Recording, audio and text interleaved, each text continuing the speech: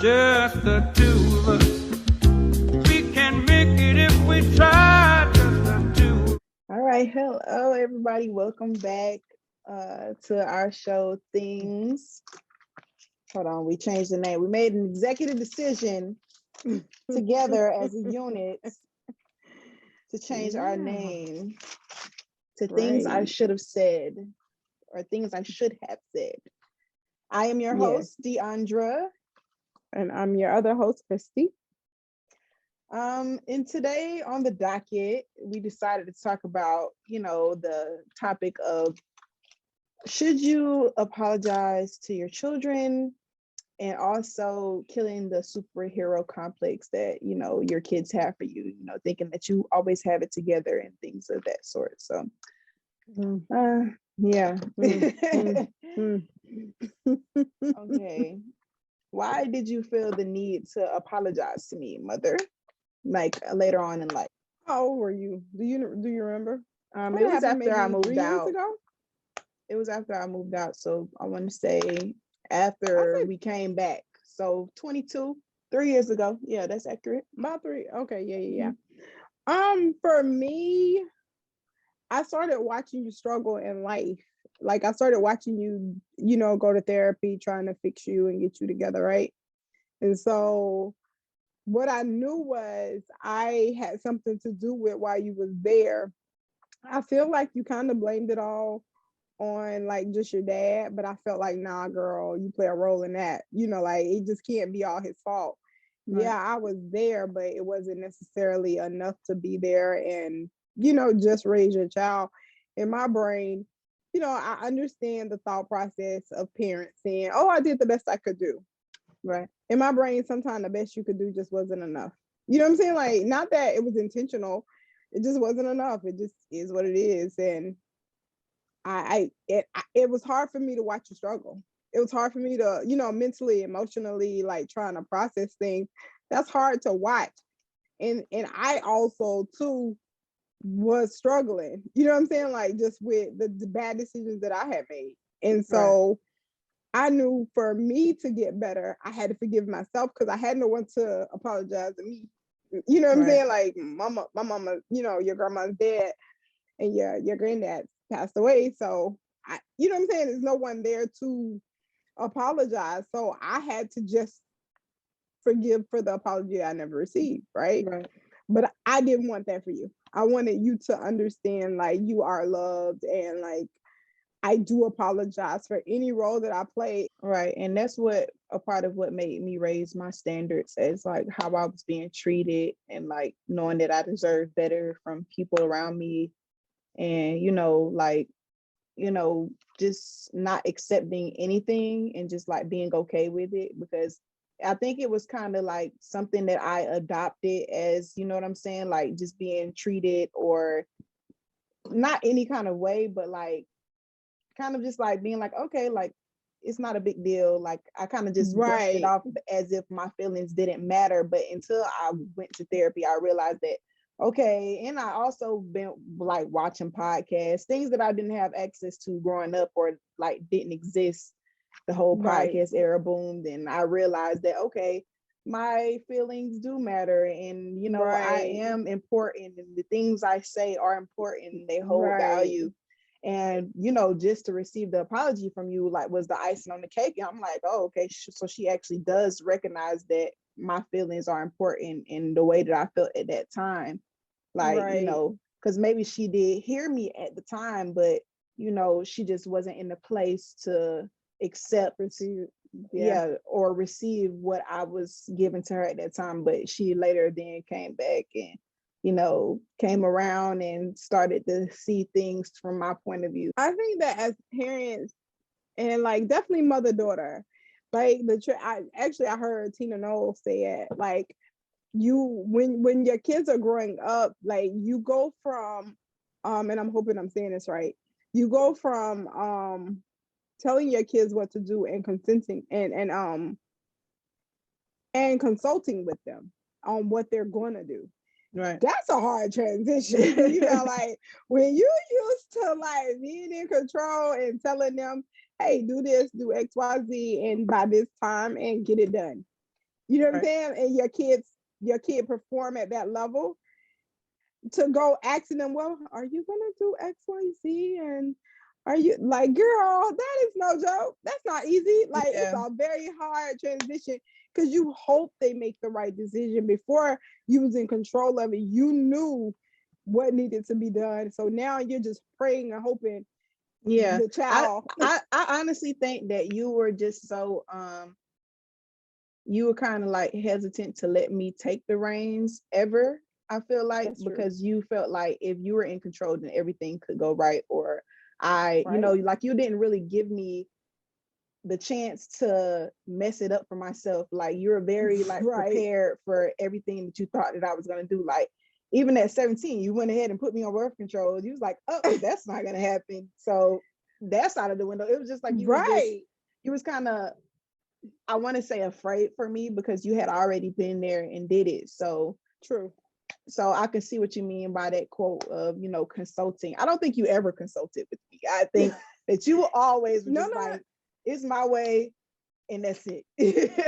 Why was it so hard, like growing up for you to let me in on struggles that you were having, whether it be like emotionally or financially, or like it kind of just it gave me this unrealistic persona of like what life as an adult looks like. Don't think I didn't want to let you in. I feel like with parents, for the most part, I'm not speaking for all of them. You want your kids to be carefree and be kiddie. You know what I'm saying? Like, you don't want your kids to know about your financial struggles, or you're having a hard time here or there. Your job is to make it happen in your mind. You know what I'm saying? And you don't really feel like you want that on your kid's shoulder. You know what I'm saying? Like, you want them to Right. be children.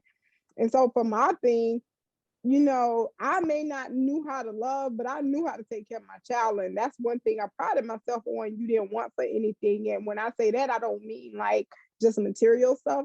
Like, I mean, like, you had a roof over your head that was very consistent. It's not as if we ever went without a house, or, you know what I'm saying? Like, I Mhm. moved from my first apartment and I purchased a home. You know what I'm saying? Like, so for me, that was the goal, like, to be able to make sure you grew up in a decent neighborhood. And of course, financial struggles came, but it wasn't your job to take care of it in my brain. You know what I'm saying? Right.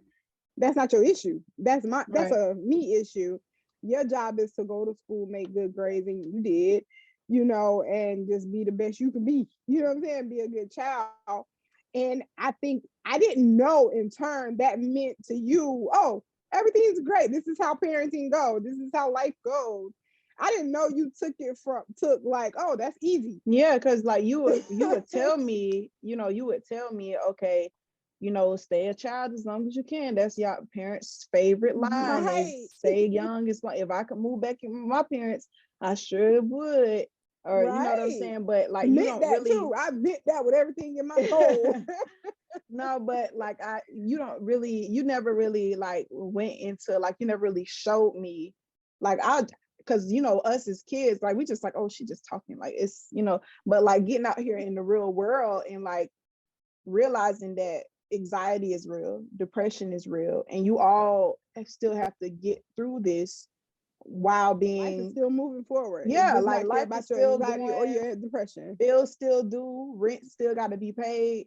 I don't really think that was talked about a lot generally in our community around that time anyway. Oh, So totally not. I can't really say that, it was something that we had a lot of knowledge about around that time. But what was your reservation about saying that I'm anxious right now or I'm not feeling like my best or my best self? I didn't have the language. I did not know what I was. You know what I'm saying? I still don't feel, I feel like I did deal with depression.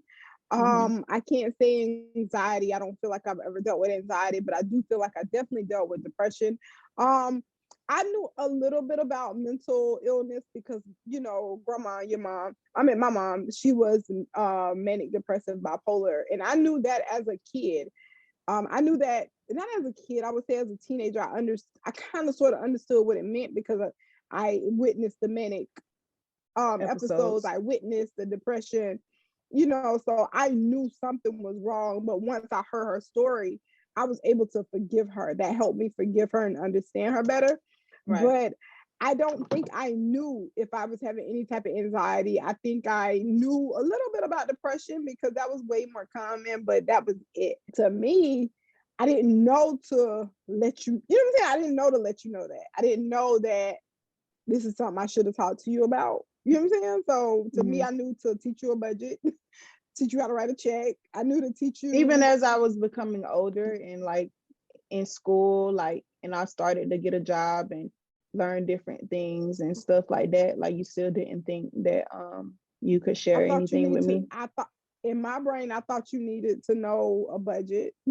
I Hmm. thought you needed to know how to balance a checkbook. And I thought you needed to know what an interest rate was and what, you know what I'm saying? In my brain, I wanted you to have a leg up on just life stuff, not necessarily mental illness. We just normalize our mental illness so much that we don't realize it's a mental illness because we Right. just normalized it. That is true. Especially in the Black community. Yeah, Yeah, they don't really definitely. think, it's like, oh, you'll be all right. Go pray about it. Right. But gratefully we're turning the corner on that. And people can say what it is and Yeah. say, hey, I struggle with this, whatever it is, you know? Do you feel like most parents don't talk to their kids or apologize to their kids because of their ego, or like they're so Um, righteous, like, like they just have to be right?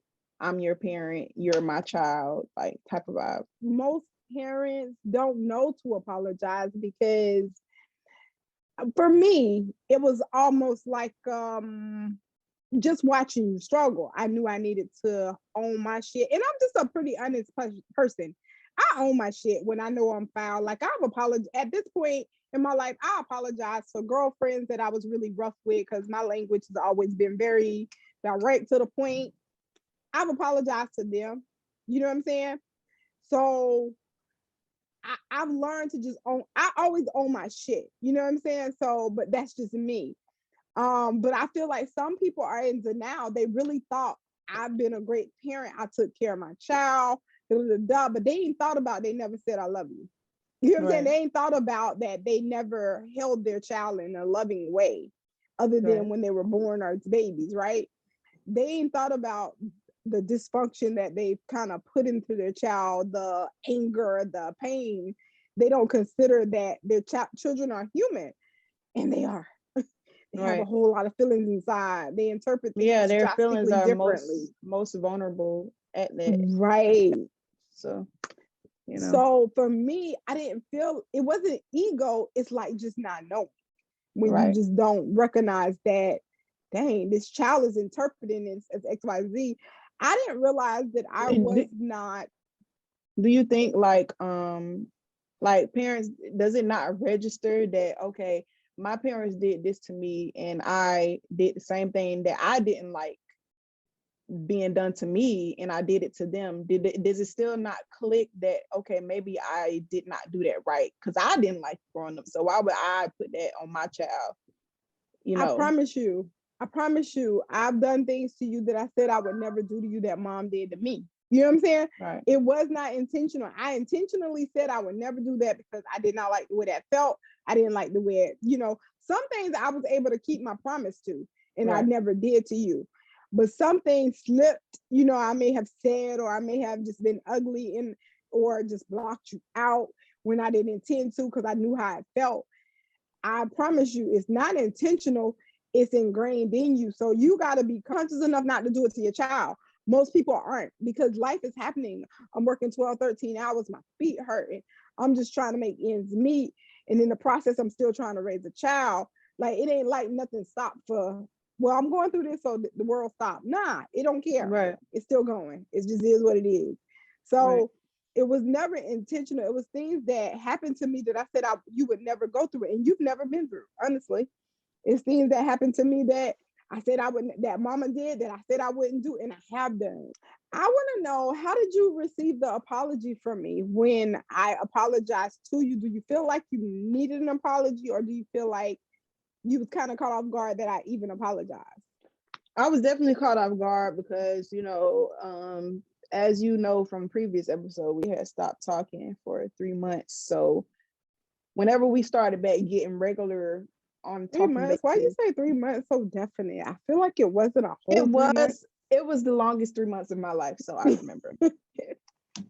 um Okay, so let me stop trying to make it not 3 months. I didn't count, so but I think it was when I was going through my issues. I was hurt. I wanted to call you plenty of times just to see how you was doing, check on you, but I just knew that you just was not. You In just that wasn't space mentally. I ready. wasn't what you needed. Yeah, you wasn't ready, and I just didn't want to deal with any sort of negative, Which was fair. So yeah, fair, child. negative comments or negative anything. I Right. just, let that be for the time that it was. But while we took Right. a 3 month break, when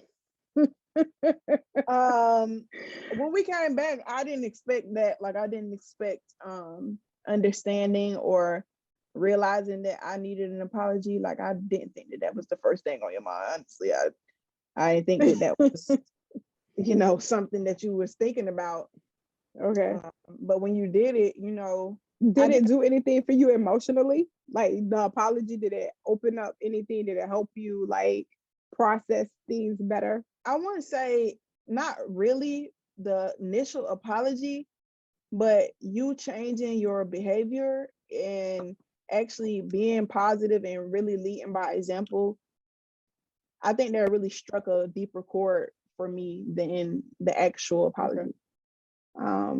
I definitely appreciated it though, like the thought behind it, because it was something that I didn't know that I needed in the moment, I guess. So it's just kind of like, okay, yeah, I appreciate you for recognizing that. But what really struck me deep and what made me feel like, okay, wow, like she's really going through with this. Like, she really like loved me, and she really want to do better for herself and better for the loved ones around her. Like, even me and Auntie used to talk about it. Like, dang, she changed a lot. She changed a lot. Like, Auntie, yeah, she did. And I just I really appreciated that, and that's what impacted me the most, and it made me feel like, I can be emotionally vulnerable with you now, and I can be, because you weren't a very emotionally person. Like, at least you didn't show it to me. I wasn't very affectionate, but I've always been super duper emotional. Hell, I'm crying now. Just listening to you talk about it, we talked about it. You didn't take it for granted, like our relationship. You actually want it to be better for yourself and for the people around you. And that to me, it taught me so many lessons in my own personal growth, because you of course I always knew. I'm just still crying.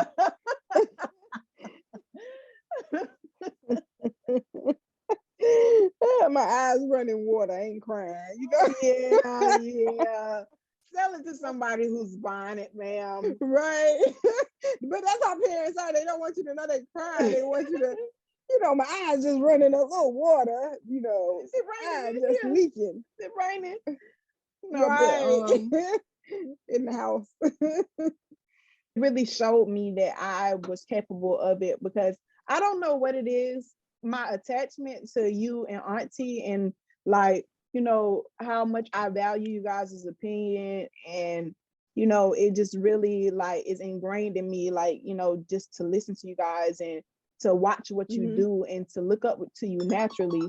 So if I feel like I can see you guys do it, that means that I can do it, and I can be better for my kids when it is time for that portion of my life, and I can apologize and do it a better way than what my circumstances. And of course, I'm not I'm gonna mess up in some areas, but at least when my child is older and they're able to tell me, okay, mom, you did this wrong and this wrong, I'll be in a place spiritually and emotionally where I can apologize and be like, okay, I didn't realize that. Right. Now we're gonna get into our trending topics, guys. We're gonna be playing you a clip from the Tamara Hall show. Tamara Hall show. There you go. Say it again. Roll the clip. Ziza Murphy went viral on social media when she chose to reveal her own personal story of how she was tormented by an ex-boyfriend that she says harassed and followed her in the months-long campaign of terror, one that Aziza thought she might not survive. I want to warn you, Tam Fam, the video you're about to see of her story, it is difficult to watch. Seeing it shook me and my staff to our core. He and I met on Instagram and we dated for 4 months. I think our relationship was pretty normal. He came across as very kind and very loving. We ended up breaking up because he went through my iPad. I felt like it was a violation of my privacy. So it went from having a caring boyfriend and partner to having this complete monster. Once we broke up, he started writing me like, you're a terrible person. I got maybe over 1,000 calls within that first 24 hours. Every day I was getting hundreds of messages and most of them were threats to kill me and my children. He broke into my mom's house, which was caught on camera. Once he broke into my house, I got a new apartment. He had started sending me messages like, I know where you moved, I followed you, I have to hit out on you. I would get messages in the middle of the night, I'm outside of your apartment. I think a lot of people don't understand when it comes to stalking, the psychological trauma that you endure. It's like waiting and anticipating for a bomb to drop.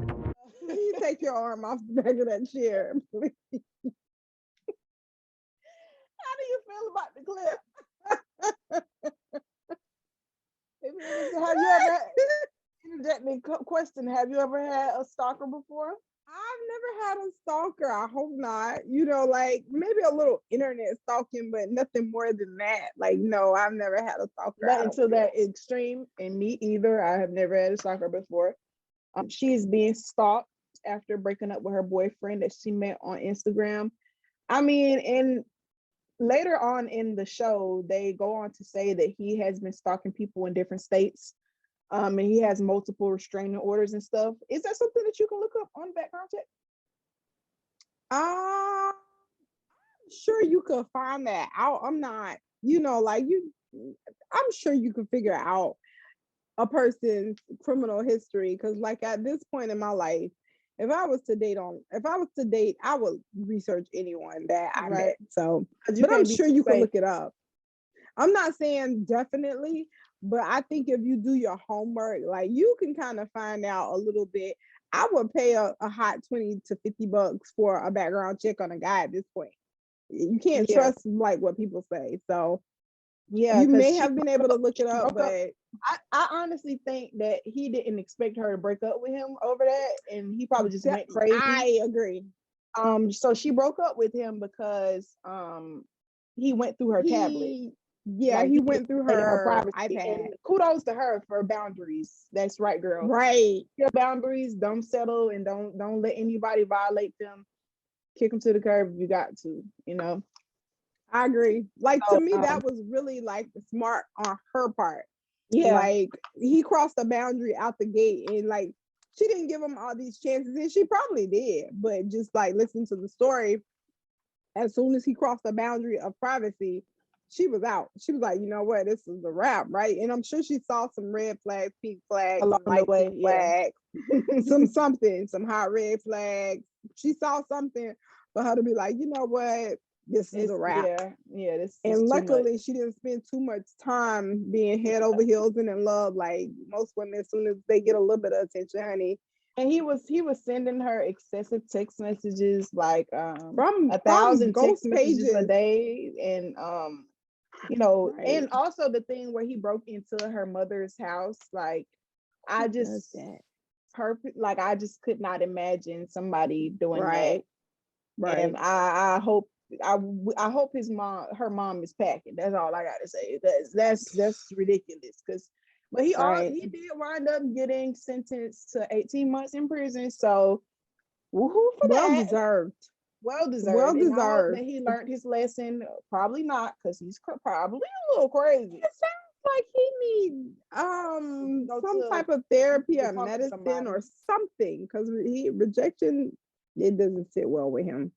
You gotta teach our kids early that, you know, rejection is a part of life, and it's okay if it happens. And it's okay. Yeah.